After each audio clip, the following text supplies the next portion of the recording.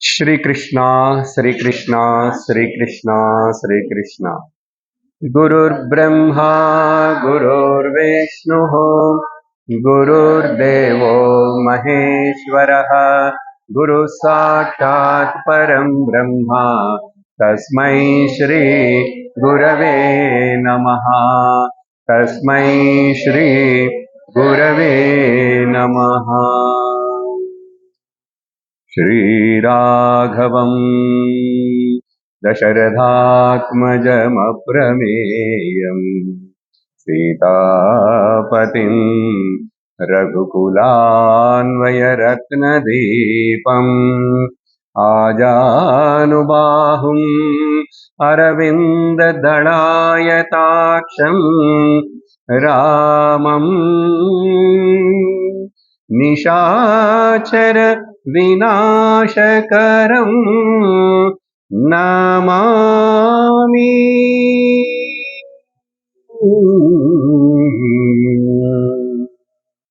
श्रीराम जय राम जय जय राम।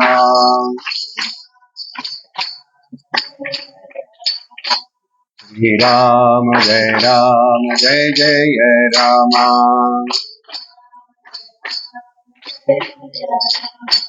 श्रीराम जय राम जय जय राम।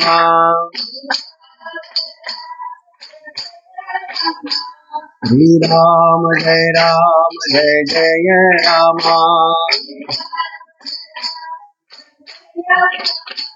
श्रीराम जय राम जय जय राम। श्रीराम जय राम जय जय राम।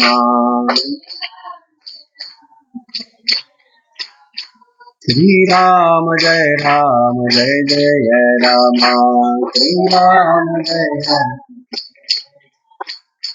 जय जय राम जय जय राम जय जय जय जय राम। सियावर रामचंद्र की। हरि ओम तत्सत्। శ్రీమద్ వాల్మీకి రామాయణం గడిచిన సత్సంగములో శ్రీ రామచంద్ర ప్రభు యొక్క ఉన్నతమైనటువంటి సద్గుణములను గురించి వింటున్నాము. దానిలో మొదటి గుణము గుణవాన్. ఏంటది మొదటి గుణం? దానికి ఒక 5 సందర్భాలు, చిన్న చిన్న సన్నివేశాలలో ఎక్కడెక్కడ రాముడు ఆ గుణవాన్గా తన యొక్క గుణమును చూపించుకున్నాడు. రెండోది కూడా ప్రారంభించి ఆ 16 గుణాలలో రెండో గుణమైనటువంటి వీర్యవాన్ గురించి కూడా మనం నిన్న వింటున్నాము. దానిలో కూడా కొన్ని సందర్భాలని చూశాం. చివరిగా విభీషణుడు యొక్క శరణాగతి సమయంలో ఎలా రాముడు ప్రవర్తించాడు, శత్రువుల పక్షంలోంచి వచ్చినా కూడా, రాక్షసుడైనటువంటి రావణుని యొక్క తమ్ముడైనా కూడా అతడిని మనస్ఫూర్తిగా స్వీకరించి తన సహోదరుడిగా మిత్రుడిగా భావించి నిన్ను ఈ లంకా పట్టణానికి రాజాగా చేస్తానని చెప్పి వాగ్దానం చేసి అక్కడే సముద్ర జలమును తెప్పించి లక్ష్మణుని చేత అభిషేకం చేసి కిరీటాన్ని ఆ విభీషణుడి యొక్క తల మీద పెట్టి లంకకు రాజును చేశాడు, ఇంకా రావణ సంహారం కాకముందే. ఇవన్నీ రాముడిలో ఉన్నటువంటి అతి గొప్ప లక్షణాలు. కానీ ఈ లక్షణం నిన్న ఎందుకు చూసాం? వీర్యవాన్ అనే దాని కింద చూస్తున్నాం. వీర్యవాన్ అంటే నేను ముఖ్యమైన ఒక అర్థం చెప్పాను. సహజంగా ఆయన చాలా వీర్యవంతుడు, పరాక్రమవంతుడు, బలవంతుడు అని చెప్తే అన్ని పదాలు ఒకటేగా అనిపిస్తాయి. కానీ దాని లోతుగా అర్థం తీసుకుంటే దానికి 2 విషయాలు నేను చెప్పాను. ఒకటి ఏమిటంటే మనలో ఉన్న సద్గుణములు, సత్ప్రవర్తన మన పక్కన ఉన్నటువంటి తోటి వాళ్ళ యొక్క దుర్గుణముల చేత ప్రభావితము కాకుండా, కలుషితము కాకుండా ఉండుటయే ఈ వీర్యవాని యొక్క లక్షణం. మరొకటి చెప్పాను, వీర్యవాన్ అనే గుణం ఉన్నటువంటి వాడు చాలా స్థిరత్వంతో ఉంటాడు, సమత్వంతో ఉంటాడు, చెలించడు, ధైర్య బుద్ధి కూడా ఉంటుంది అని చెప్పి కూడా ఆ రెండు ఉన్నవాడు వీర్యవంతుడు. ఏదో యుద్ధంలో చేయటం మాత్రమే కాదు అట్లా అని. కానీ కొన్ని సందర్భాలను రాముడు ఎట్లా ఎదుర్కొన్నాడని చెప్తూ శివధనుస్సు విషయము, పరశురాముడిని ఎదుర్కొనుట విషయము, ఇలా అన్నీ చెప్తూ వచ్చామా. చివరిగా శూర్పణఖ కథను నిన్న చెప్తున్నాను. ఆ శూర్పణఖ ఎంత ఆశ పెట్టి ఎన్నెన్నో మాట్లాడి ఎన్నెన్నో చేసినా కూడా అక్కడ కూడా రాముడు చాలా హాస్యముతోటి ఆ శూర్పణఖను పరాభవం చేసి పంపించాడు. పంపించిన తర్వాత ఏమైంది, ఆ తర్వాత సన్నివేశం, శూర్పణఖ ఏడుస్తూ ఆకాశంలో అట్లా పరిగెత్తుకొని వెళ్ళిపోయింది.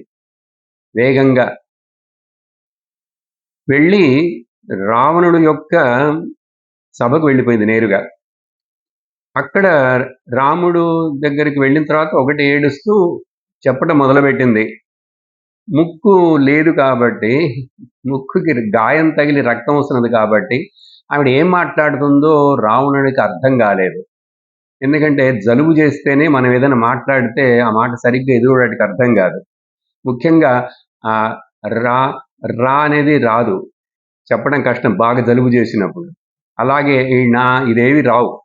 ఏంటో చెప్తున్నది చివరికి అర్థం చేసుకున్నాడు రావణుడు. రామ అనే ఒక మనుష్యుడు దశరథ పుత్రుడుట, అయోధ్య నుంచి వచ్చాడు, ఆ వన దండకారణ్యంలో నివసిస్తున్నాడు. అతడు నేనేమి చేయలేదు, నేను ఊరికి వెళ్ళి నన్ను పెళ్లి చేసుకో అన్నాను. కానీ అక్కడ ఏం చేసింది, సీతను చంపడానికి ప్రయత్నించింది శూర్పణఖ. అప్పుడే రాముడు లక్ష్మణునికి నువ్వు ఇంకా సహించద్దు, ఆవిడికి ఒక పరాభవం చేసి పంపించు, స్త్రీ కదా, అంతకంటే ఆమెను చంపడం చేయొద్దని చెప్పి పంపించారు. కానీ ఇక్కడికి వచ్చి ఏం చెప్తుందంటే, ఆ రావణుడు అన్న దగ్గరకు వచ్చి, చూడు నీ రాజ్యంలో ఉండి నాకు ఎంత అవమానం జరిగిందో, నన్ను రక్షించేవాళ్ళు లేరా, నాకు పేరుకే ఇంత అన్నయ్యలు, తర్వాత ఇంతమంది సైన్యం, ఇంతమంది రాక్షసులు, చూడు ఒక మనుషుడు నన్ను అవమానించాడు, నువ్వేంటి రాజువి, నువ్వే అన్నయ్య అని చెప్పి ఇట్లా కొంచెం అట్లా మాట్లాడి తర్వాత ఏం చెప్పిందంటే, అసలు విషయం ఏంటో నేను ఎందుకు వెళ్ళానంటే అని చెప్పి అబద్ధం చెప్పడం మొదలుపెట్టింది. ఏం చెప్పింది, నేను ఆ రాముడికి ఒక భార్య ఉంది సీత దేవి అని, ఆవిడ ఎంతో చక్కగా అందముగా ఉంది. అక్కడేమన్నది, ఇదేంటి అగరబత్తిలాగా ఇట్లా సన్నగా ఉంది మునక్కాయలాగా అని చెప్పింది కదా. కానీ ఇక్కడికి వచ్చి రావణులో ఆశను పెంచడానికి ఆ సీత ఎంత అందగుందో తెలుసా, నీ దగ్గర ఇంతమంది భార్యలు ఉన్నారు, నువ్వు ఎంతెన్నో లోకాల నుంచి రావణుడు చాలా మంది దేవతా స్త్రీలను తీసుకొచ్చేసాడు, బలం కదా, అందరు భయపడిపోయారు, ఎంతో మందిని స్త్రీలను తీసుకొచ్చి తన అంతఃపురంలో పెట్టుకున్నాడు. నువ్వు అంతమందిని పెట్టుకున్నావు, నీకు ఇంత పెద్ద పేరు ఉన్నది, నువ్వంటే అందరికి దేవతలు కూడా భయం, కానీ నీ దగ్గర ఒక్కటి లేదు, ఎవరు, ఆ సీత లేదు నీ దగ్గర. ఎందుకంటే ఆవిడ్ని చూస్తే ఆమె అందానికి సమముగా ఇక్కడ ఎవ్వరూ లేరు, అటువంటి సీత నీ దగ్గర లేదే, ఆ సీతను నీకు తెచ్చిద్దామని చెప్పి నేను వెళ్ళానని చెప్పి అబద్ధం చెప్పింది. చూసారా, ఎందుకంటే ఇప్పుడు రాముడి మీద పగ తీర్చుకోవటానికి, రావణుని ఉద్వేగపరచడానికి చెప్తే, అట్లాగా ఎక్కడున్నాడు, దండకారణ్యంలోనా, నేను చూడు ఇప్పుడు వెంటనే అతన్ని సంహరించడానికి ప్లాన్ వేస్తానని చెప్పి ఆ దండకారణ్యంలోనే కొంచెం దూరంగా ఆ రావణుని యొక్క సైన్యమైనటువంటి కరదూషణులు అనేటువంటి రాక్షసులు, వాళ్ళ కింద 14,000 మంది రాక్షసులు ఉన్నారు. అప్పుడు ఆ కరదూషణులను 14,000 మంది రాక్షసులను వెళ్ళి రాముడు ఒక్కడు రాముడిని చంపమని చెప్పి పంపించాడు. ఎవరు, రావణాసుడు. అప్పుడు రాముడు మొదట కరదూషణులు రాలే, ఎప్పుడు కూడా మినిస్టరు కమాండర్ ముందు రాడు కదా, సైన్యాన్ని ముందు పంపిస్తాడు. తర్వాత ఇంకా వల్ల కాకపోతే అందరు చచ్చిపోతే అప్పుడు ఆ కమాండర్ వస్తాడు ముందుకి, లీడర్. అట్లాగా 14,000 మందిని పంపిస్తే రాముడికి తెలిసింది వాళ్ళు వస్తున్నారని. రాముడు వెంటనే చెప్పాడు లక్ష్మణునికి, సీతని తీసుకెళ్లి ఆ గుహలో నువ్వు రక్షిస్తూ జాగ్రత్తగా ఉండు. లక్ష్మణుడు అన్నాడు, అన్న నువ్వు సీతాదేవి ఉదయం దగ్గర ఉండు, మీరిద్దరు అట్లా ఉండండి, నేనొక్కడినే చూస్తాను, వాళ్ళని మొత్తాన్ని ఒక చెయ్యి చూస్తానన్నాడు. కానీ రాముడు ఒప్పుకోలేదు. ఇక్కడ నా భార్యను రక్షించుకోవాల్సిన బాధ్యత నాది, ఎంతమంది వచ్చినా సరే నువ్వు అక్కడ ఉండు, నేను వాళ్ళందరినీ సంహారం చేస్తాను. రాముడు ఒక్కడే 14,000 మందిని సంహరించాడు. ఆ సందర్భంలో వాల్మీకి చెప్తారు, రాముడు ఎట్లా యుద్ధం చేశాడంటే అసలు వర్ణించడానికి శక్యం కాదు. రాముడు బాణాలు వదులుతున్నాడా, ఎప్పుడు బాణాన్ని అంబులోంచి తీస్తున్నాడు, ఎప్పుడు విల్లు మీద పెడుతున్నాడు, ఎప్పుడు వదులుతున్నాడు, తీస్తున్నాడు పెడుతున్నాడు వదులుతున్నాడు, తీస్తున్నాడు పెడుతున్నాడు వదులుతున్నాడు, తీస్తున్నాడు నేను ఇట్లా చెప్తున్నా, కానీ ఆ వేగం చెప్పేది కాదుట. అసలు కళ్ళకి రాక్షసులకి ఏం కనపడలే. ఎప్పుడు పెట్టి బాణాల మయం అంత వేగంగా. ఇంకా ఏం చెప్తారంటే వాల్మీకి వారు, రాముడి యొక్క వీర్యం, ఆ విల్లుని రౌండ్గా చేశాడుట, విరగొట్టడం కోసం కాదు, రౌండ్గా చేసి తను సెంటర్లో ఉండి అన్ని వైపులా బాణాలను వదులుతున్నట్ట. అది స్పెషల్గా వర్ణిస్తాడు ఆయన అక్కడ, చక్రం లాగా చేసి. మరి అది ఎట్లా సాధ్యమో ఏంటో చేశాడు. ఈ తర్వాత 14,000 మంది చచ్చిపోయిన తర్వాత కరదూషణలే వచ్చారు. తర్వాత ఆ కరదూషణలోని కూడా మొదట వార్నింగ్ ఇస్తాడు రాముడు. ఎప్పుడు కూడా యుద్ధం చేసేటప్పుడు, రాక్షసులను సంహరించేటప్పుడు ఎవరైనా కానీ ఆ చిన్నప్పుడు మారీచ సుబాహులను చంపడానికి వెళ్ళినప్పుడే వశిష్ఠుల విశ్వామిత్రుడు యొక్క యజ్ఞం కోసం, రక్షణ కోసం, అప్పుడు కూడా వెంటనే చెప్తాడు ముందట, మర్యాదగా మీరు వెళ్ళిపోండి ఇక్కడి నుంచి, నేను అస్త్రం వదలటం మొదలుపెట్టానని నీకు ఎవరు నిలవరు అని చెప్తాడు. ఇక్కడ కూడా మంచి మాటలు చెప్పి ఆ కరదూషణలకి ఏదో బుద్ధి చెప్దాం, మారుతారేమో అని చెప్పి టైం ఇచ్చి తర్వాత ఇంకా వాళ్ళని సంహారం చేస్తాడు. ఇలా ఆ కరదూషణని సంహారం చేశాడు. ఆ విషయము రావణునికి తెలిసింది. ఎవరు చెప్పారంటే అకంపనుడు అనేటువంటి ఒక గూఢాచారి ఉన్నాడు, రావణుడు యొక్క గూఢాచారి, రాక్షసుడే. అతడు వెళ్ళి రాముడు కోర్టులో అక్కడ సభలో చెప్పాడు. అప్పుడు రాముడు అడిగాడు, రావణను అడిగాడు, రాముడు ఎంతమందిని సంహారం చేశాడే, అతనికి ఎవరైనా దేవతలు సహాయం చేస్తున్నారా? ఎందుకంటే దేవతలందరికీ కోపమే కదా రావణుడు అంటే, అందరినీ హింసించాడు కదా. అడిగాడు రావణుడు, దేవతల ఎవ్వరు లేరు రాజా, ఒక్కడే రాముడు, ఒక్కడే. ఆశ్చర్యపోయినాడు రావణుడే. ఇలా ఆ కరదూషణలు, 14,000 మంది రాక్షసులు, ఇంతమంది వచ్చినా కూడా ధైర్యంగా ఉండి వాళ్ళని సంహరించాడు. దీంట్లో ముఖ్యమైన ఒక పాయింట్ ఏంటంటే 2 చెప్తాను. రాముడికి రాక్షసులకి ఏంటి భేదం, ఎట్లా ఏ విధంగా రాముడు జయించగలుగుతున్నాడు ఒక్కడై ఉండి అంటే, సమయమును ఏమంటారు, పరిస్థితిని చక్కగా ఎనలైజ్ చేయగలిగిన శక్తి ఉంది. ఇది కావాలి మనకు. ఎనలైజింగ్ ద సిచ్యువేషన్ అంటారు. పరిస్థితిని ఏంటి, ఇక్కడ ఏ పరిస్థితిలో ఉంది ఇప్పుడు అని చెప్పి దాన్ని వెంటనే ఎనలైజ్ చేయగలిగినటువంటి బుద్ధిశాలి రాముడు. కానీ వాళ్ళు అటువంటి శక్తి లేదు వాళ్లకు. మరొకటి,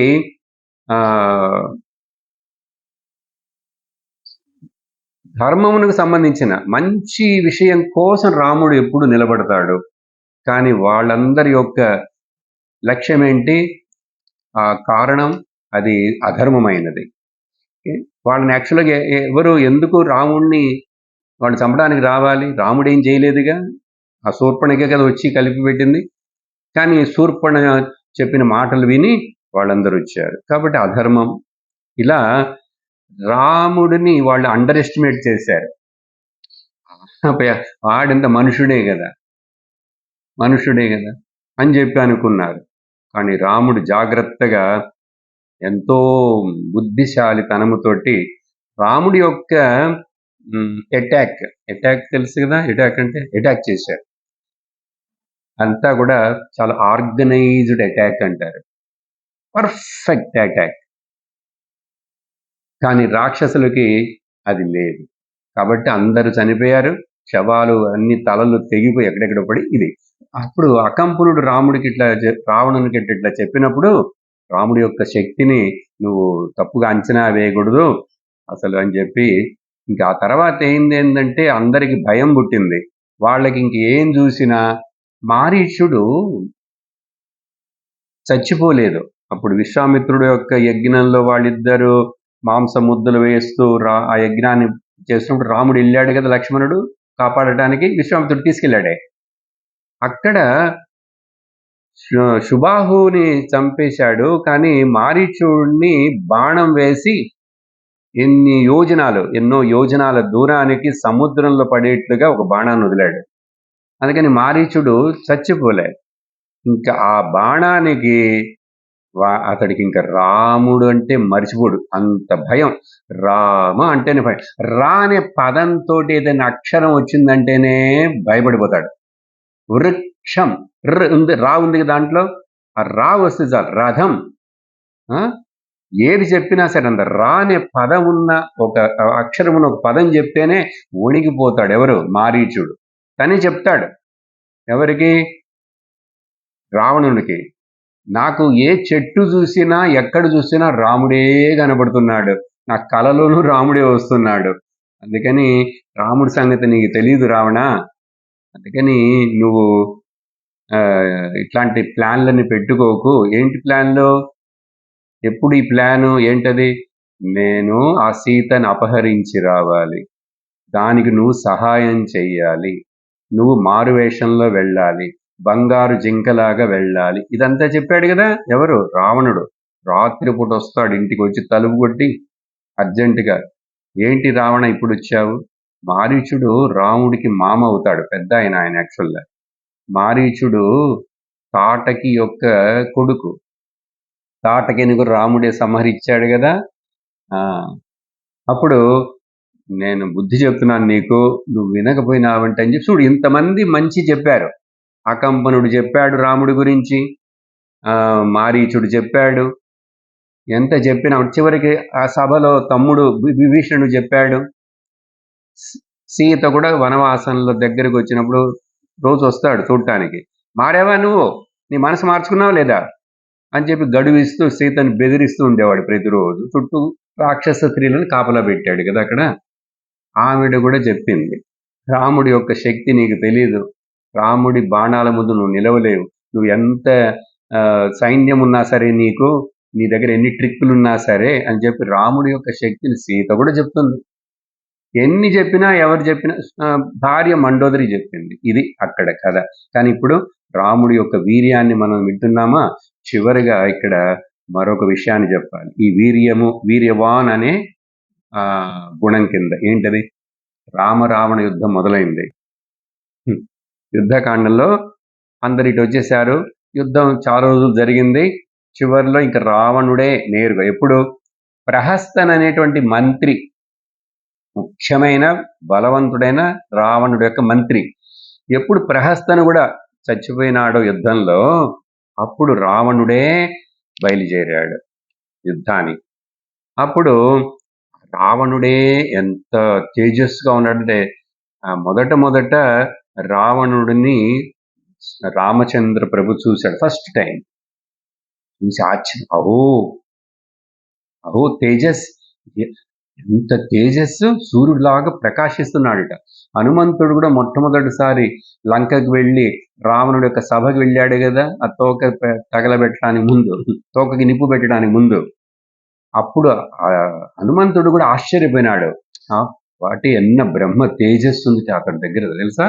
కానీ ఇన్ని ఉన్నా కూడా శీలం లేకుండా పోయింది, క్యారెక్టర్ లేకుండా పోయింది, స్త్రీ లోలుడైనాడు.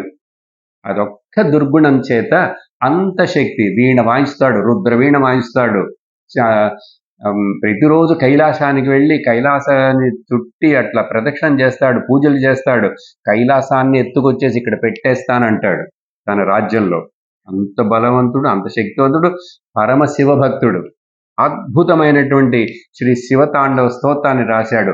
జటాటవీగ లజ్జల ప్రవాహ పావితస్థలే గలేవలం విలంబితాం భుజంగతుంగమాలికాం ఢమడ్ఢమడ్ఢమడ్ఢమడ్డినాదబడ్డమరోయం చకార చండ తాండవం తనోతున శివ శివం ధరాధరేంద్ర నందిని. అది అట్లా వెళుతుంది. అది మొత్తం చదివితే 5 నిమిషాలు 4 నిమిషాలు పడుతుంది. స్మరాంతకం పురాంతకం భవాంతకం మఖాంతకం గజాంతకం దకాంతకం తమంతకాంతకం భజే. ఇట్లా ఆ రావణుడు చక్కటి శివతాండవ స్తోత్రాన్ని రాశాడు. మరి ఇన్ని గుణాలు ఇంత గొప్పవాడైనా కూడా ఒక చిన్న ఆ శీలం లేదు, స్త్రీలోలుడైనాడు కాబట్టి అక్కడ నాశనం తప్పలేదు. ఏమైంది ఇక్కడ? రావణుడు రామరావణ యుద్ధం మొదలైంది. రాముడు ఎట్లా తన వీర్యాన్ని చూపించాడు అక్కడ. వీర్యం అంటే ఏం చెప్పాను? పరాక్రమం మాత్రమే కాదు, అర్థం చేసుకోండి. రాముడికి రావణుడికి అంత సైన్యం ఉంది. రాముడికి సైన్యమే తక్కువే, అందరు కోతులు, వానరులు కదా. కానీ అటువంటి సైన్యాన్ని పెట్టుకొని నేను ఎట్లా ఇతన్ని ఎదుర్కొనగలను అని చెప్పి భయపడలేదు, చలించలేదు, చాలా ధైర్యంగా నిలబడున్నాడు రణరంగంలో. అప్పుడు ఏమైందంటే ఇంకా యుద్ధం జరుగుతున్నది, రామరావణ యుద్ధం కొన్ని రోజులు జరిగింది. ప్రతిరోజు సాయంకాలం సూర్యాస్తమంగానే యుద్ధ నియమం ప్రకారంగా వెళ్ళిపోతారు. కానీ రాక్షసులు అప్పుడప్పుడు రాత్రి కూడా యుద్ధం చేశారు అక్కడ. ఆ యుద్ధం మహాభారత యుద్ధం అట్లా కాదు, కొంచెం నియమబద్ధంగానే జరిగింది. సాయంకాలం 5-5:30 సూర్యాస్తమం సమయంలో ఇంక యుద్ధం ఆపేస్తారు అందరు. అది నియమం, అది పాటించారు. కానీ రామరావణ యుద్ధంలో అలా కాదు. రాత్రిపూట కూడా మాయా రకమైన అన్ని రాక్షసులు పంపించి అట్లా చేసి చీకట్లో ఏం కనపడనీయకుండా, ఇక్కడ అన్ని కూడా కెమికల్ వార్ అంటున్నారు కదా ఇప్పుడు. వెపన్స్, కెమికల్ వారు, టెక్నికల్ వారు, బయలాజికల్ వారు, ఇది కరోనా ఇదంతా స్ప్రెడ్ చేయటం, ఇవన్నీ రకరకాల యుద్ధాలు. ఆ రోజుల్లో అప్పుడు కూడా రావణుడు వచ్చి ఒక రకమైనటువంటి క్రిముల్ని సృష్టించాడట. ఆ క్రిములు ఎదుటి వాళ్ళ కళ్ళకి కనపడవు, కానీ వచ్చేసి కళ్ళల్లో, చెవుల్లో, ముక్కుల్లో వెళ్ళిపోయి ఒళ్ళంతా కొరికేసేస్తాయి. చాలా మంది వానరులు ఆ సమయంలో ఆ ప్రయోగం చేసినప్పుడు బాధపడ్డారు, మరణించారు కూడా, స్పృహ తప్పి పడిపోయారు కూడా. సో అట్లాంటి రావణుడిని చూసి రాముడు కొంచెం కూడా వెనకడుగు వేయలేదు. అప్పుడు ఏమైంది అక్కడ? రావణుడికి కవచము, ఆయుధాలు, పెద్ద పెద్ద రథం అన్నీ ఉన్నాయి. రాముడికి ఏం లేవు, ఆ ఒక్క విల్లు మాత్రమే చేతిలో, కోదండం అంతే. అప్పుడు ఒకసారి హనుమంతుడు భుజం మీద కూర్చోబెట్టుకొని ఆకాశంలో ఎగిరితే అట్లా యుద్ధం చేశాడు. వేరే ఇంకా రథాలు లేవు. చివరిలో ఇంద్రుడు రథం ఇస్తాడు, చివరిలో యుద్ధం చివరి రోజుల్లో. అప్పుడు ఇక్కడ అటువంటి సందర్భంలో రాముడి యొక్క వీర్యత్వం చూడండి. చివరికి ఎన్నో రోజులు యుద్ధమైన తర్వాత రావణుడు కొంచెం రాముడి యొక్క కిరీటం, కవచాలు, ఆయుధాలు అన్నీ పడిపోయినాయి, అన్నీ కోల్పోయినాడు. రథం కూడా ముక్కలైంది.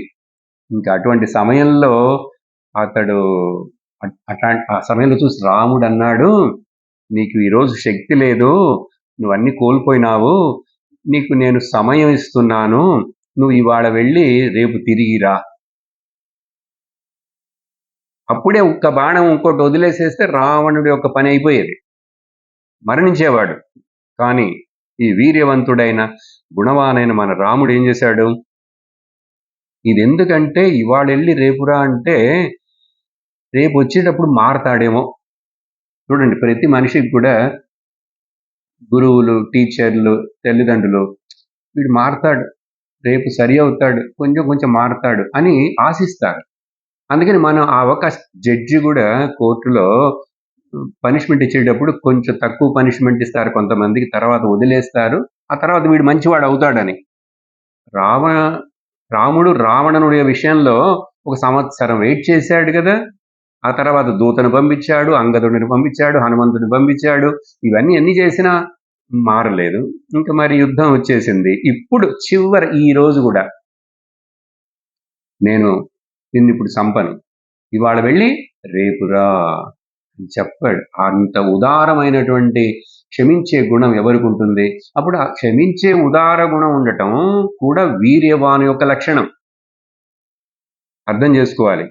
పరాక్రమం మాత్రమే కాదు. ఆ తర్వాత ఏమైంది అక్కడ?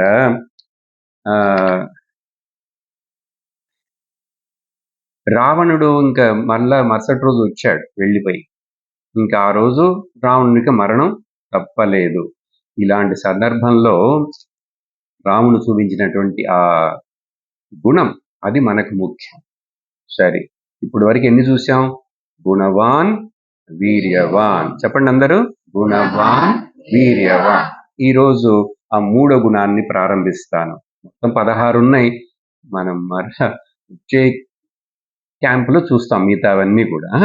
ఏంటంటే ఒకడొకటి చక్కగా, ఇది కూడా అన్ని సందర్భాలు చెప్పలే, ఏదో 4-5 సందర్భాల్లో చూడు రాముడు ఎక్కడెక్కడ వీర్యవాన్గా తన యొక్క గుణాన్ని ప్రదర్శించాడని.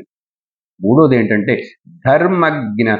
చెప్పండి, చాలా పెద్ద టాపిక్ యాక్చువల్గా. ధర్మం అంటేనే, ధర్మాన్ని గురించి మాట్లాడాలంటేనే చాలా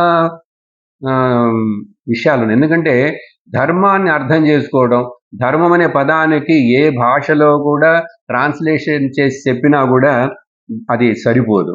ఇంగ్లీష్లో సింపుల్గా రైచియస్నెస్ అంటారు, అది చాలదు. ఎందుకంటే ఆ ధర్మం అనే ఒక పదం ఉంది చూసారు, మన సంస్కృత పదాలు, అది ఎంతో గూఢమైన విషయాలని దాంట్లో ఉన్నాయి, అది అర్థం చేసుకోవడానికి. ఇక్కడ సత్సంగంలోనే మీరు విన్నారు చాలా అర్థాలు స్వామినిమ్మ చెప్పినప్పుడు. మనం ఇప్పుడు కొంచెం 2-3 అర్థాలు చూసేసి ఎక్కడెక్కడ రాముడు ఈ ధర్మాన్ని పాలించాడు. అసలు ధర్మాన్ని పాలించడం అంటే ఏంటి? ధర్మం అనేది ఏంటంటే ఒక వస్తువు ఏంటి, క్లిప్ లాగా కనపడుతుందా? అదో ధర్మం అక్కడ ఉంది, కొంచెం తీసుకురారా. ఒక 10 రూపాయలకి ధర్మం ఇవ్వండి, నాకు 10 రూపాయలు ధర్మం చేయండి అంటాడు బిచ్చవాడు, అది వేరే. మనం చూసారా?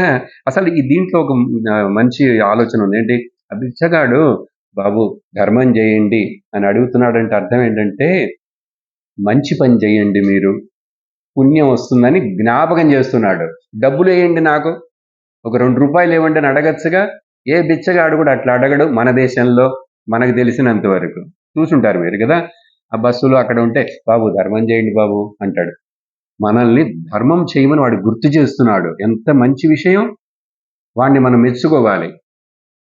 అప్పుడు మనకు అనిపిస్తుంది ఒక 5 రూపాయలు ఇద్దాం, 10 రూపాయలు ఇద్దామని. ఎందుకంటే మీరు ఇట్లా దానం చేశారంటే, ధర్మం చేయండి అంటే అక్కడ దానం చేయండి అని అర్థం.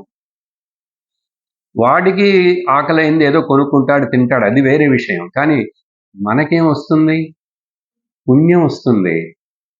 నిన్న మొన్న కూడా చదివారు కదా దానం గురించి, ఇవ్వాలి అని. దేయం శ్రియాదేయం హ్రియాదేయం భియాదేయం సంవిధాదేయం అని చెప్పారు కదా.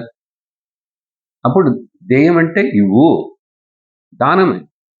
అప్పుడు ధర్మం చేయండి అంటే దానం చేయండి అని. సో ధర్మం పదం కింద ఇన్ని అర్థాలు వస్తాయి.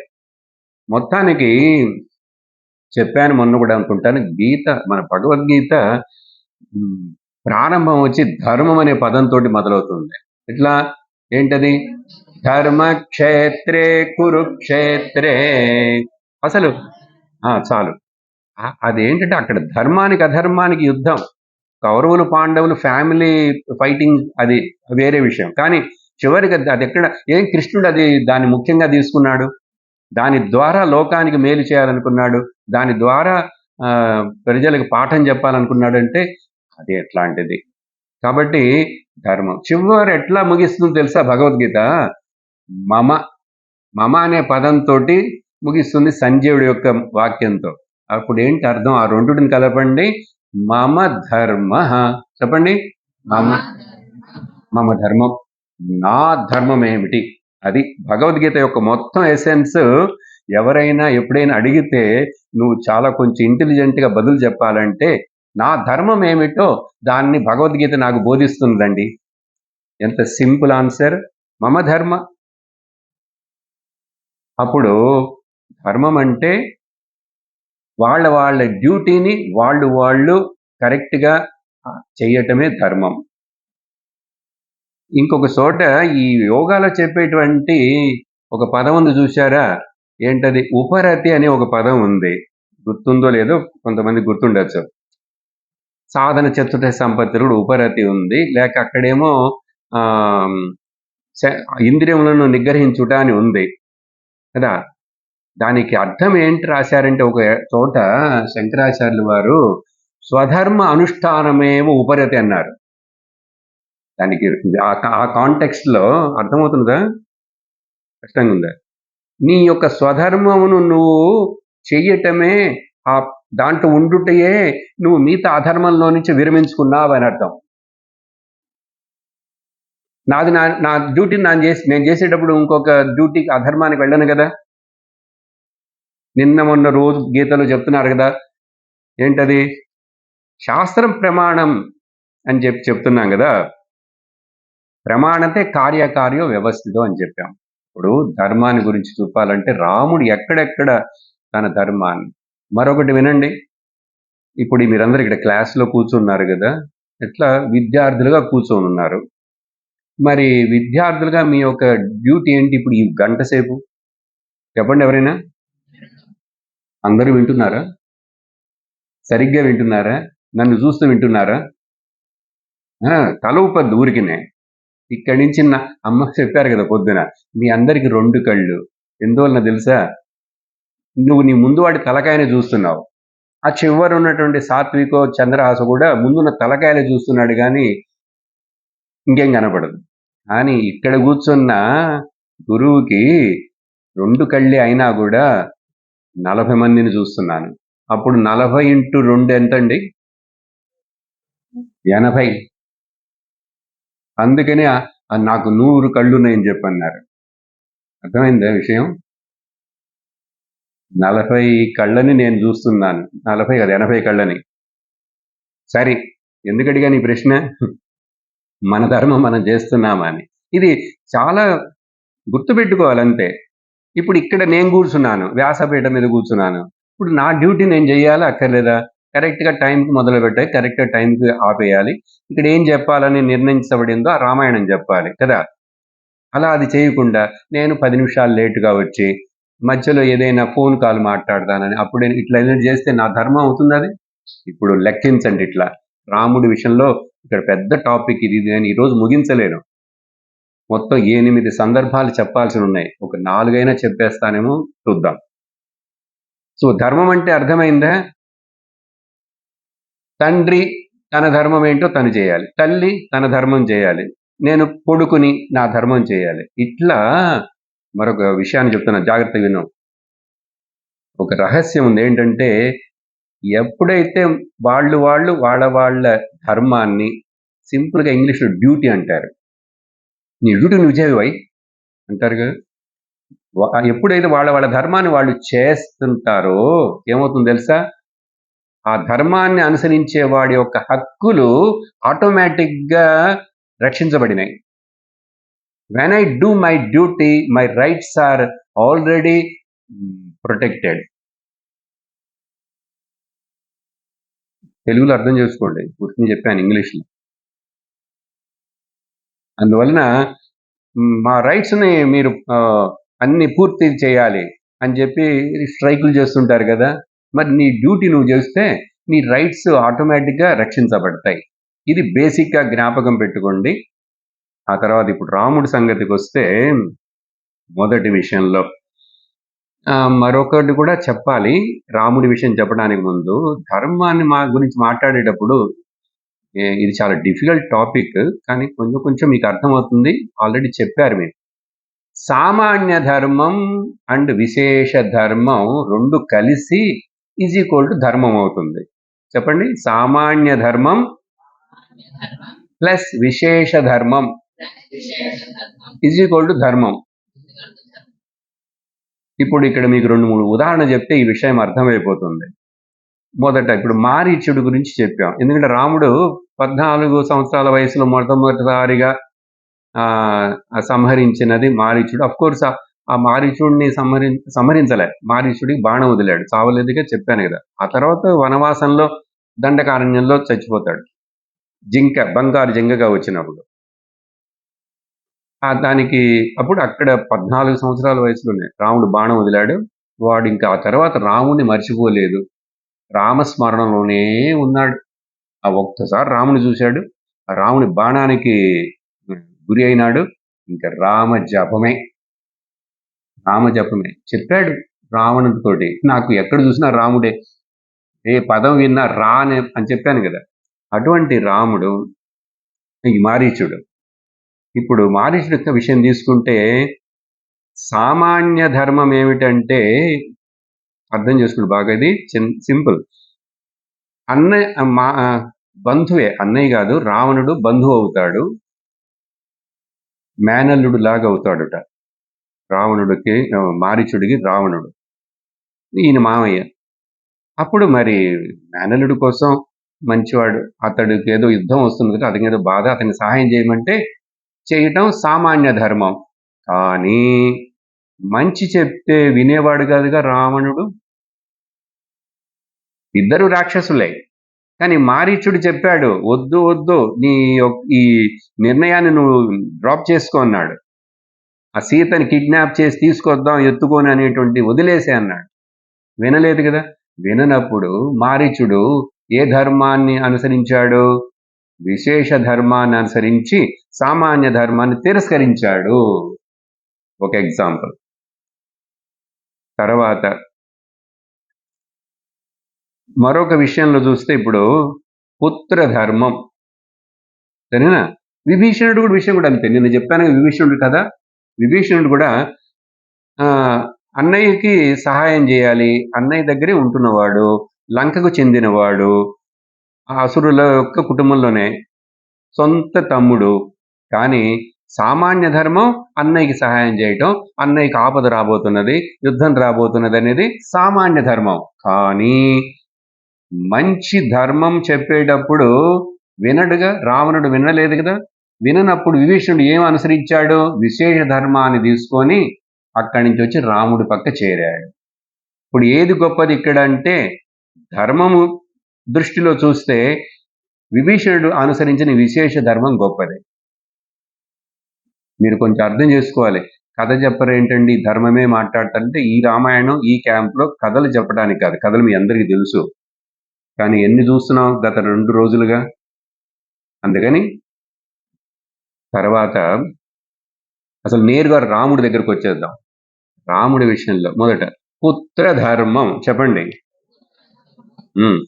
మన జీవితంలో ప్రతి ఒక్కళ్ళు మనం అనేక రోల్స్ అంటే వేషాలు. నేనే పుత్రుడిని మా నాన్నకు, నా పుత్రుడికి నేను తండ్రిని కదా. ఇట్లా ఒక మనిషే అనేక రోల్స్ వేయాల్సి ఉంటుంది. ఆఫీస్కి వెళ్తే ఆఫీసరు, ఇంట్లో ఉంటే భర్త, కొడుకుకైతే తండ్రి, ఇంకా కోడలు వచ్చిందంటే ఈయన మామ అవుతాడు కదా. ఒకే మనిషి కదా. అప్పుడు పుత్రుడుగా ఉన్నప్పుడు రాముడు తన ధర్మాన్ని ఎట్లా నెరవేర్చాడు, చూపించాడు. పుత్రుడు అంటే ముఖ్యంగా మనం చెప్తున్నాం కదా తైత్తిరీయంలో, మీరు మాతృదేవో భవ పితృదేవో భవ అని చెప్పటం కాదు ఊరికినే. తల్లి మొదటి దైవం, తండ్రి రెండో దైవం. రెండని చెప్పలే అక్కడ, అనుకుందాం. మళ్ళా తల్లిని పేరెందుకు మొదట చెప్పారు? పితృదేవోభవ మొదల్లో చెప్పలేదుగా, మాతృదేవోభవ అని మొదలు చెప్పారు. అందుకని అన్న, అందుకని అక్కడ తైత్తిరీయంలో చెప్పలే తల్లి ఫస్ట్ గాడ్, తండ్రి సెకండ్ గాడ్ అని చెప్పలే. కానీ అంత ఆర్డర్ చూస్తే తల్లి ప్రిఫరెన్స్ ఇవ్వబడింది కదా ఆ దృష్టిలో. ఇప్పుడు రాముడు తల్లి విషయంలో, తండ్రి విషయంలో ఎలా ప్రవర్తించాడు? ఆ సంకటమైనటువంటి ఒక సమయం వచ్చినప్పుడు యువరాజును కానీకుండా మొదట చేస్తానని చెప్పి ఒక రాత్రి లోపల అంత తారుమారైంది కైకేయి వలన. మరుసటి రోజు పొద్దున్నే అడవికి పోవాల్సి వచ్చింది. ఎలా ప్రవర్తించాడు? ఇక్కడ పుత్ర ధర్మం ఏంటనేది మనం చూస్తాం. కొంచెం చెప్తాను, బాగా అర్థమయ్యేది. ఏమైందంటే, రాముడు ఇలా రాముడికి కౌసల్య తల్లి కదా. కానీ దశరథుడికి 3 భార్యలు ఉన్నారు. కౌసల్య ఎవరెవరు వేరే. దాంట్లో ఇప్పుడు ఈ వరాన్ని అడిగింది, రాముడు అడవికి పోవాలని కోరుకున్నది ఎవరు? కైకేయి అట్లా అడిగినందువలన దశరథుడు అడగలేదు రాముడిని, నువ్వు అడవికి పోని దశరథుడు చెప్పనే లేదు. అసలు ఆయన చెప్పడానికి మాట రాలేదు. ఆయన మైకం వచ్చేసి మూర్ఛ అయిపోయి పడిపోయి ఉన్నాడు. రాముడు వచ్చినప్పుడు పొద్దున్నే అప్పుడు తండ్రి నిద్రపోతున్నట్టుగా పడుకొని ఉన్నాడు. కైకేయి మాత్రమే, మీ నాన్నగారికి ఒంట్లో బాగలేదు, రాత్రంతా కొంచెం బాధపడుతూ ఏదో ఉన్నారు, ఎందుకమ్మా, ఎందుకు బాధపడ్డాను?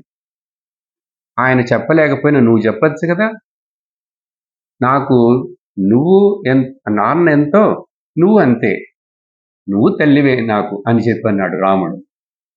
అసలు సొంత తల్లి కాదుగా, స్టెప్ మదర్ అంటారుగా. కానీ రాముడి దృష్టిలో ముగ్గురు తల్లులు సమం. ఎట్లా అంటే ప్రతిరోజు ముగ్గురికి నమస్కారం చేస్తాడు. మనం ఒక్క అమ్మకి ఇంట్లో చేయట్లేదు నమస్కారం, ఇక నుంచి చేస్తారనుకుంటాను, చెప్పారు కదా చేయమని. ముగ్గురు తల్లులు నమస్కారం చేస్తాడు, ముగ్గురి రాజభవనాలకు వెళ్తాడు, వాళ్ళకి ఏమైనా సేవ చేయాలా, నమస్కారం మాత్రమే కాదు ఇంకేదైనా సహాయం చేయాలా అని చెప్పి అడిగి మరి వాళ్ళకి సేవ చేయటంలో ఉండేవాడు, సేవ చేస్తుండేవాడు ప్రతిరోజు. అందుకని తల్లులను ముగ్గురిని సమంగా చూశాడు. అది మాతృదేవోభవ అంటే. సరే, సమంగా చూస్తున్నాడు మామూలుగా ఉన్నప్పుడు. కానీ ఆ కైకేయే కోపంతో రాముణ్ణి పిలిపించి, నువ్వు ఆ అడవికి వెళ్ళాలి, మీ నాన్నగారు నాకు మాట ఇచ్చారు అంది.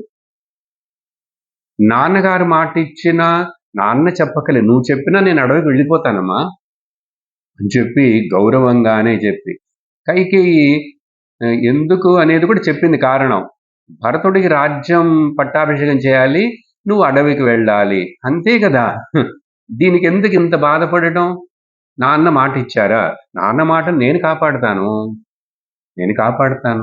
అందుకని నువ్వేమీ సంకోచించకు, నేను వెళ్ళిపోతాను, నాన్నగారు ఇచ్చిన మాటకి తగినట్టుగానే నేను వెళ్ళిపోతాను.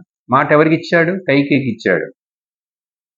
అప్పుడు కైకేయి, ఇట్లా మీ నాన్నగారు నాకు మాట ఇచ్చారు, ప్రామిస్, మాట అంటే వాగ్దానం చేశారు అంటే, సరే నేను నాన్న మాటను కాపాడుటకు, ఆయన యొక్క వాగ్దానాన్ని సత్యము చేయుటకు నేను అడవికి వెళతాను అని చెప్పి ఉన్నాడు. అప్పుడు తండ్రికి తండ్రి యొక్క వాగ్దానము అది తప్పైపోకూడదు, దాన్ని నెరవేర్చాలి. లోకంలో తర్వాత అందరు చెప్పకూడదు, అది దశరథుడు రాముడిని ఇట్లా ముందు రోజేమో యువరాజుని చేస్తానన్నాడు, మరుసటి రోజేమో ఆయన ఇట్లా అన్నాడు అని చెప్పి ఆయన మాటను నెరవేర్చలేకపోయినాడు రాముడు అని అనకూడదు.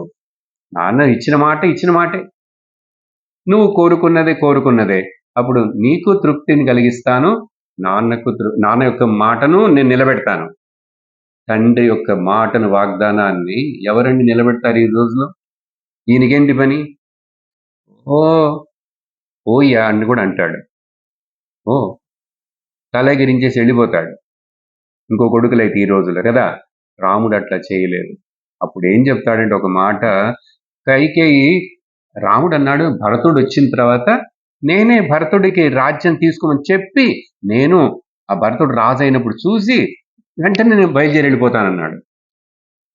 కైకేయి అంది, కాదు, భరతుడు వచ్చేంత వరకు నువ్వు ఉండకూడదు. ఎందుకంటే ఆవిడికి కొంచెం సందేహం, భరతుడు వస్తే ఇది ఎంత చూసి ఏమంటాడో అని చెప్పి. అందుకని భరతుడు వచ్చే వరకు నువ్వు ఉండక్కర్లేదు. భరతుడు అక్కడ లేడు. అప్పుడు భరతుడు శత్రుఘ్నుడు వాళ్ళ తాతగారింటికి వెళ్ళిపోయారు, వేరే రాజ్యానికి, జస్ట్ లైక్ చూడటానికి. అందుకని వాళ్ళు లేని సమయంలో అడిగింది. ఇక్కడేమో రాముడు, ఆ భరతుడు నా తమ్ముడు, భరతుడు రాజ్యం పాలిస్తే ఏమిటి, నేను పాలిస్తే ఏంటి, నాకెంత సంతోషం, నా తమ్ముడు రాజ్యాన్ని పాలిస్తాడంటే అని చెప్పి అంటాడు రాముడు. ఊరికి నేను నోటి పెదవుల మాటలు కాదు ఇవి, హృదయంలోంచి వచ్చిన మాటలు, ఛేలించలేదు. రాముడి ముఖంలోట ఒక్క మార్పు కూడా రాలేదుట. ఎప్పుడు? నువ్వు అడవికి వెళ్ళాలి, నీకు రాజ్య పట్టాభిషేకం లేదని చెప్పినప్పుడు. ముందు రోజేమో దశరథుడు పిలిచెట్టి, నిన్ను యువరాజుని చేయాలనుకుంటున్నాను, ప్రజలందరూ ఆశపడుతున్నారు, నిన్ను రేపు యువరాజు చేయబోతాను అంటే, అప్పుడు కూడా రాముడి ముఖంలో ఎప్పుడు ఒకే మందహాసమైనటువంటి స్మైలింగ్ ఫేస్ అంటారు కదా, అదే ఉంది. కానీ మరుసటి రోజు నువ్వు అడవికి వెళ్ళాలి, భరతుడికి రాజ్యం ఇస్తానంటే అప్పుడు కూడా నిన్న చెప్పావు కదా, ఈ రోజంటే ఇట్లా అంటావు అన్నాడు. అసలు ఒక్క నెగిటివ్ ఎక్స్ప్రెషన్ కూడా లేదు రాముడి ముఖంలో. ఇది రాముడి యొక్క గొప్పదనం. అప్పుడు కౌసల్య, లేదు లేదు, నువ్వు వెంటనే బయలుదేరి వెళ్ళు, నువ్వు ఇక్కడ అట్లా ఉండేది మళ్ళా ఏదైనా ప్లాన్ వేస్తావని అనుకుంటుంటే రాముడు అన్నాడు, నాహమర్ధోపరో దేవి లోకమావప్స్తు ముత్సహ విద్ధి మాం ఋషిభిస్తుల్యం విమలం ధర్మమాస్థితం. చాలా పవర్ఫుల్ అయిన మాట రాముడు అంటున్నాడు కైకేయి దగ్గర. అమ్మా, నేను డబ్బులకు ఆశపడే, రాజ్యానికి ఆశపడే మనుషుని కాదు. నాహమర్ధపరో దేవి, నాకు ధనమే హయ్యెస్ట్ గోల్ కాదు. బ్రాహ్మణుడికి ఏం చెప్తున్నాం, ఏం వింటున్నారు మీరు? బ్రాహ్మణుడికి డబ్బులు ముఖ్యం కాదు, శీలం ముఖ్యం, ధర్మం ముఖ్యం. క్షత్రియుడు కూడా వాళ్ళ ఫ్యామిలీలో ఇట్లాంటి ఒక ప్రాబ్లం వచ్చినప్పుడు రాముడు అంటున్నాడు, నేను ధనానికి ఆశపడే, రాజ్యానికి ఆశపడేవాడని నన్ను అనుకోకు తల్లి. అందుకని చెప్పి నన్ను నువ్వు ఎట్లా అనుకోవాలంటే ఋషికి సమానంగా భావించు నన్ను. ఋషిభిమాం విద్ధి మాం ఋషిభిస్తుల్యం, ఋషికి సమం. చూడు రాముడు ఎంత ధైర్యంగా నన్ను ఋషిగా అని భావించు నువ్వు అంటే ఏంటి అర్థం? ఋషి ఎక్కడ? రాముడు క్షత్రియుడు, ఋషి ఎట్లా అవుతాడు? గడ్డం పెంచుకున్నాడా ఏంటి అంటే అర్థం, ఋషికి ఉండే గుణాలన్నీ, త్యాగికి ఉండే గుణాలన్నీ అతనిలో, రాముడిలో ఎన్నో బ్రాహ్మణ గుణాలు ఉన్నాయి. క్షత్రియుడైన చూసారా, ఋషిభిమా విద్ధి మాం తుల్యం, నేను అటువంటి ఋషుల యొక్క విమలమైనటువంటి ధర్మమును ఆశ్రయించి నమ్మి ఉండేవాడను అని చెప్పి తల్లికి చెప్పి తర్వాత బయలుదేరి వెళ్ళాడు. సరే, ఇలా మాతృపితృవాక్య పరిపాలనలో చేస్తూ తన యొక్క ధర్మాన్ని, పుత్ర ధర్మం, దీన్ని ఏమంటారు? రెండు కలిపి పుత్ర ధర్మం చెప్పండి. సరే, కాబట్టి ఇలా చెప్పిన తర్వాత అప్పుడు చాలా మంది రాముణ్ణి వెళ్ళొద్దన్నారు. వశిష్ఠుడు కూడా అడవికి వెళ్ళొద్దు నువ్వు అంటే కూడా రాముడు లేదు లేదు, మా నాన్న ఇచ్చిన మాటే నేను వెళతానని చెప్పి చాలా పిడివాదంగా అట్లా గట్టిగా దాన్నే పట్టుకొని ఉన్నాడు. రెండో విషయం ఎక్కడ జరిగిందంటే భరతుడి విషయంలోనూ లక్ష్మణుని విషయంలో కూడా తన అన్నదమ్ములకి ఎట్లా తను ఈ ధర్మాన్ని చూపించాడండి. అడవిలో ఉన్నప్పుడు కొద్ది రోజులైంది, అడవికి వెళ్ళిపోయి అక్కడ ఉంటున్నారు సంతోషంగా రాముడు, లక్ష్మణ, సీత. ఒకరోజు ఆకాశంలో బాగా దుమ్ము కనపడుతున్నది, చాలా దుమ్ము, ధూళి లేచి దూరంగా మేఘంలాగా. తర్వాత అప్పుడు సందేహం వచ్చింది. రాముడు చూశాడు, లక్ష్మణుడు చూశాడు. లక్ష్మణ, అక్కడంతా ఏంటో ఆ పక్షులన్నీ ఎగురుతున్నాయి, జంతువులన్నీ అరుస్తూ పరిగెడుతున్న ఏదో శబ్దం వచ్చింది, ఆకాశంలో చాలా మట్టి రేగి ధూళి కనపడుతున్నది, అది ఏంటి జరిగిందో కొంచెం చూడు అన్నాడు. చూడంటే ఎట్లా చూస్తాడు? అడవిలో వాళ్ళు ఎక్కడో చెట్ల మధ్యలో ఉంటే లక్ష్మణుడు అప్పుడు వెంటనే ఒక పెద్ద చెట్టు ఎక్కాడు. అందరు ఇక్కడ చూడండి, ఇప్పుడేగా చెప్పారు విద్యార్థిగా మీ ధర్మాన్ని ఏం చేయాలి, ఎవరో వస్తారు, ఎవరో వెళతారు, కూర్చుంటారు, కానీ మనం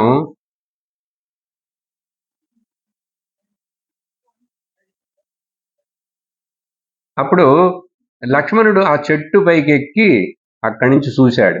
చూసి వెంటనే అన్న రామ, భరతుడు సైన్యంతో వస్తున్నాడు, జాగ్రత్త జాగ్రత్త, బాణం తీసుకో, కత్తి తీసుకో. భరతుడు సైన్యంతో వస్తున్నాడంటే యుద్ధానికి వస్తున్నాడని ఊహించేశాడు లక్ష్మణుడు. కానీ రాముడు ఏం ఊహించాడు తెలుసా? నా తమ్ముడు భరతుడు వస్తున్నాడా, భరతుడు వస్తుంటే నేనెందుకు కత్తి బాణం తీసుకోవటం అంటే, లక్ష్మణుడేమో భరతుడిని మనల్ని ఇక్కడ కూడా బతకనీయకుండా ఇక్కడి నుంచి కూడా తరిమి కొట్టాలని సైన్యంతో వస్తున్నాడు, అందుకని జాగ్రత్త ఉండాలి మనం అని చెప్పంటే, నువ్వు మొదలు దిగు, చెట్టు నుంచి దిగు, నీకెందుకు ఇంత ఆవేశం, ఏంటిది, నా తమ్ముడు భరతుడి గురించి ఇట్లా మాట్లాడతావా, భరతుడి గురించి నీకు తెలీదు ఎంత మంచివాడో, నువ్వు ఇట్లా మాట్లాడావంటే భరతుడు రాని నేను చెప్తాను. ఏమంటే భర్త భర్త లక్ష్మణుడికి రాజ్యం మీద ఆశ ఉందిట, అందుకని నువ్వు ఇక్కడుండు, లక్ష్మణుని రాజ్యం ఇచ్చేద్దామా అని చెప్పంగానే లక్ష్మణుడు సిగ్గుపడిపోయాడు. లేదన్నా, నేనేదో తప్పుగా మాట్లాడాను, మన్నించు అన్నాడు. చూసారా డిఫరెన్స్? అందరినీ కరెక్ట్ చేసుకుంటూ వస్తాడు రాముడు, అందరినీ, ప్రతి మనిషిని. అందుకే రాముడు అందరిని ఆకర్షించగలిగేవాడు, అందరినీ సరిదిద్దగలిగేవాడు, అందరికీ ఆదర్శంగా నిలబడి జీవించి బాటను చూపించినవాడు రాముడు, రామాయణం. సరేనా? बोलो हनुमान की जय, बोलो हनुमान की, बोलो हनुमान की जय, बोलो हनुमान की जय, बोलो हनुमान की, बोलो हनुमान की जय, बोलो राम लक्ष्मण जानकी जय, बोलो हनुमान की, राम लक्ष्मण जानकी जय, बोलो हनुमान, जय बोलो हनुमान की जय, बोलो हनुमान, जय बोलो हनुमान की। सियावर रामचंद्र की, पवन सुत हनुमान की, बोलो भाई सब संतन की जय। ओम लोकाः समस्ताः सुखिनो भवन्तु, लोकाः समस्ताः सुखिनो भवन्तु, लोकाः समस्ताः सुखिनो भवन्तु। ओम शांति शांति शांतिः। हरिः ओम श्री गुरुभ्यो नमः। हरिः ओम। हरि ओम तत्सत्।